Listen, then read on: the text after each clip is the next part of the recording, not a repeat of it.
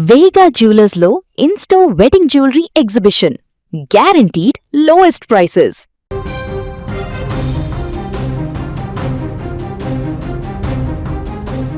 ప్రపంచ రాజకీయ పటంపై మళ్లీ ప్రకంపనలు మొదలయ్యాయి. అగ్రరాజ్యాల అధినేతల మధ్య జరిగిన ఒకే ఒక్క ఫోన్ కాల్ ఇప్పుడు పశ్చిమాసియా సమీకరణాలను మార్చేస్తోంది. డొనాల్డ్ ట్రంప్, వ్లాదిమిర్ పుతిన్ ఈ ఇద్దరు ప్రపంచ నేతలు ఏకంగా 90 నిమిషాల పాటు గంభీరంగా చర్చించుకున్నారు. కానీ ఈ చర్చల సారాంశం తెలిసాక వైట్ హౌస్ ఉలిక్కిపడింది.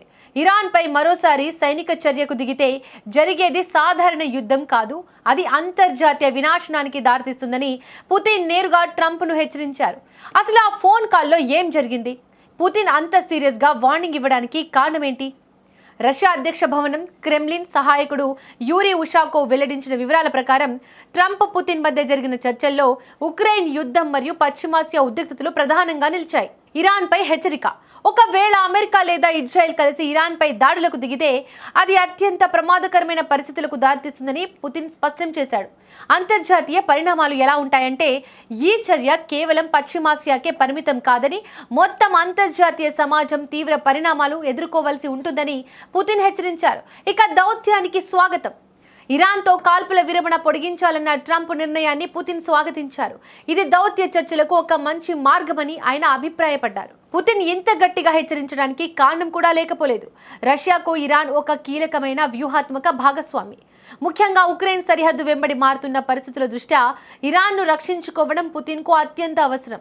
అమెరికా గనుక ఇరాన్ను లక్ష్యంగా చేసుకుంటే రష్యా ఊరుకోదు అనే సంకేతాన్ని పుతిన్ ఈ కాల్ ద్వారా పంపారు. మీరు దౌత్య మార్గంలో వస్తే మేము సహకరిస్తాం, కానీ సైనిక చర్యకు దిగితే మాత్రం ఫలితం తీవ్రంగా ఉంటుంది అనేది పుతిన్ చెప్పిన మాటల సారాంశం. ఇక ప్రస్తుతం పశ్చిమాసియా ఒక అగ్నిపర్వతంలా ఉంది.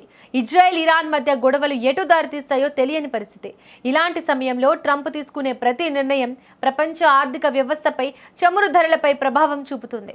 అందుకే పుతిన్ మధ్యవర్తిగా ఉంటూనే రష్యా ఎప్పుడూ దౌత్య చర్చలకు సిద్ధంగా ఉంటుందని పునరుద్ఘాటించారు. అంటే యుద్ధాన్ని ఆపడానికి రష్యా ఒక వారధిగా ఉండాలని చూస్తోంది. అదే సమయంలో అమెరికా దూకుడుకు కళ్ళెం వేయాలని ప్లాన్ చేస్తోంది. ఇక ట్రంప్ పగ్గాలు చేపట్టాక రష్యా, అమెరికా సంబంధాలు మారతాయని అందరూ భావించారు. కానీ పుతిన్ ఇచ్చిన ఈ హెచ్చరికతో అగ్రరాజ్యాల మధ్య మళ్లీ ఉత్కంఠ మొదలైంది. మరి పుతిన్ వార్నింగ్ కు ట్రంప్ ఎలా స్పందిస్తారు? పశ్చిమాసియాలో శాంతి నెలకొంటుందా, లేక యుద్ధ జ్వాలలు ఎగిసిపడతాయా అన్నది వేచి చూడాల్సిందే.